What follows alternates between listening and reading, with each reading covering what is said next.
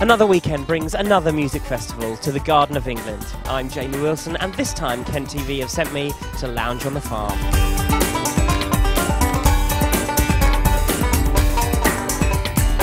The main stage at Lounge on the Farm is called the Cowshed, and that's because for most of the year it's full of cows. But not tonight. Tonight it's going to be full of very happy festival goers. Playing live now here on the Tractor Trash stage at Lounge on the Farm is up-and-coming Kent band Electric River.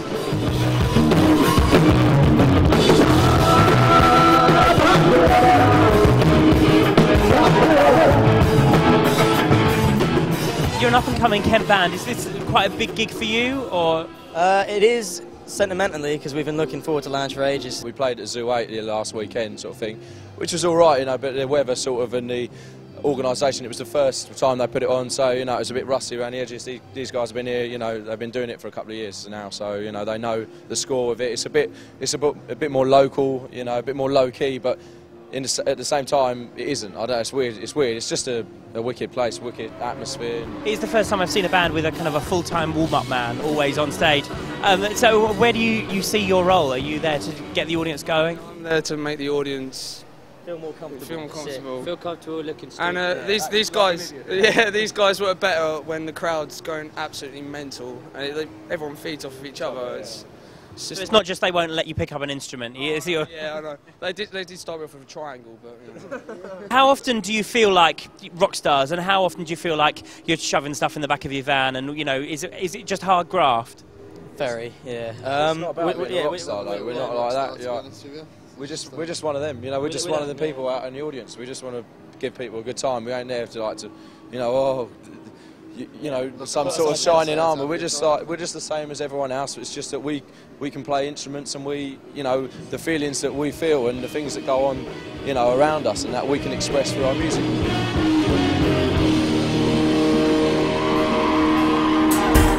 So, can you tell me what you think of Lounge on the Farm?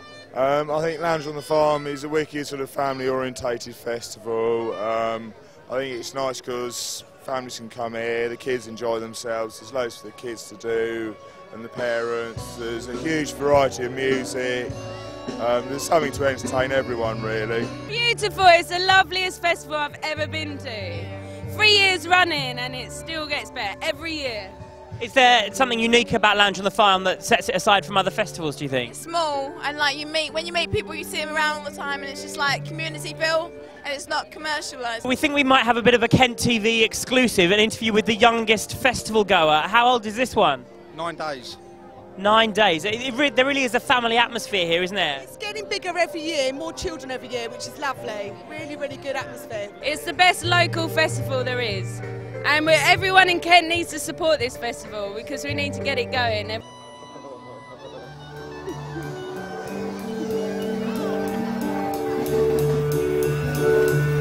That's lovely.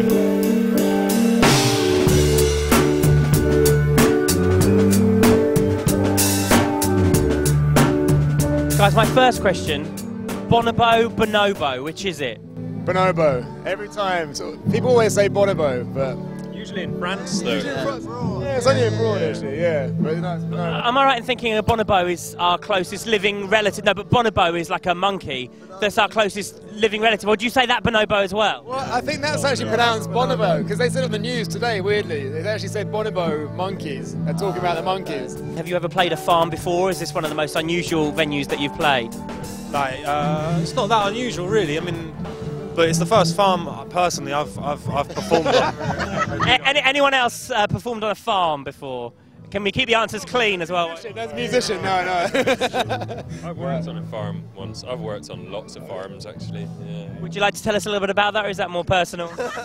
It's something I like to keep under my hat, actually. No, I used to inspect potatoes, so I do it. They didn't even know that.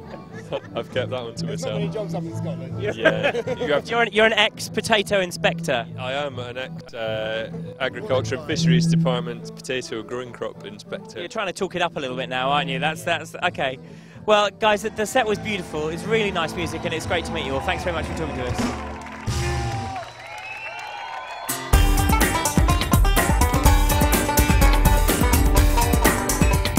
Sam, we're out on the further field. Tell us why the field's here and how it came about. It started last year. We approached Lounge on the Farm and said, you know, we'd like to put this on at the festival. Gave them some of our ideas behind it and some of our inspirations, and they were really up for it and put the tent on last year. It was a success, and so we're back here again this year to do the same but a little bit better. We try to cater for a lot of different types of music that anyone can enjoy. We try and we don't aim at a specific age group. We kind of try to hit all ages, that anyone can kind of enjoy themselves, and it's not a specialist type of thing, you know. One of the hardest things is finding new music that's really interesting and, you know, what we think is up to standard for a festival like this. And we want to inspire some people with that, so finding the right music to come is one of the hardest things, and tying down all the bands for the one weekend that's a bit of a mission. We're outside the Molehole Cafe here at Lounge on the Farm, and I'm talking now to some of the guys who built this amazing construction behind me. The entire point of the build was to promote sustainability. All the materials used in it have come within about 15 miles of here. Everything, like the straw, is obviously a very sustainable material. It grows every year. It's such a fun thing to do, and it can be community projects and things like that. So it'd be really good to push it out. But you know, anyone can do it. It really doesn't require much skill, as long as you've got someone there that knows what they're doing, who can consult over you and actually sort of guide you along your way. And anyone can do it. So the building looks great. Is the coffee any good? Excellent. Very good. The food is marvellous. I recommend the portobello mushrooms. Beautiful. It's not all about being an audience here at Lounge on the Farm. There are loads of opportunities to pick something up and get involved.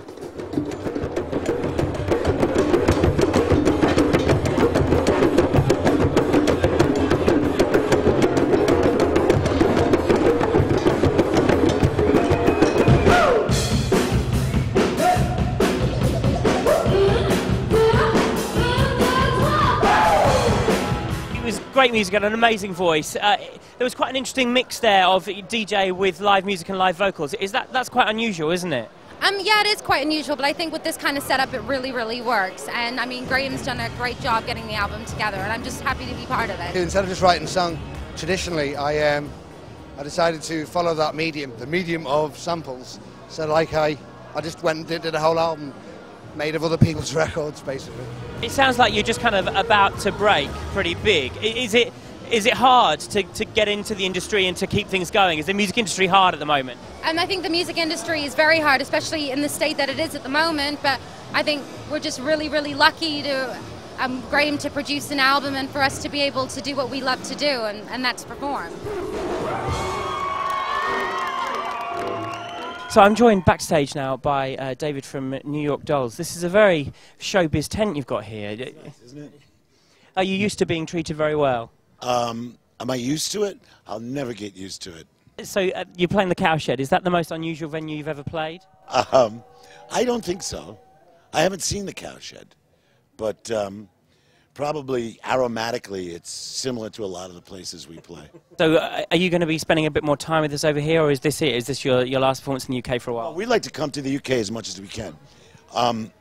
We went all around the UK this time driving, and it's so beautiful here. England is such a beautiful country. And apart from the traffic jams. No, but I mean just driving around from out in the countryside. It's, you know, we went from Glasgow to I don't know, Manchester or someplace, and we've been zigzagging around, and it's just really nice here. Nice to look at. Well, I'm glad you like it. It's really great to have you in the UK, and I'm really looking forward to seeing the show tonight. Thank you. So you're a fan of the New York Dolls then, yeah? Yeah, big fan, love them. Brilliant band. What makes them special? They invented punk, they're the reason we had the Clash, the reason we had the Sex Pistols and everything. They're absolute legends, and I can't believe they're here. It's their makeup, the raw guitarist, Johnny Thunders, man. He's just so raw. It's great. You've seen a group who started the punk movement, so they're legends. They come out and everyone just goes mental.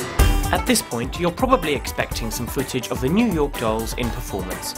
Unfortunately, despite the fact we were able to interview them, and despite the fact that every other band at Lounge on the Farm let us film their performance, the New York Dolls management banned us from filming their show. So you can't see their performance. But it was very good. Trust me, I saw it. So instead, here's a montage to fill the gap.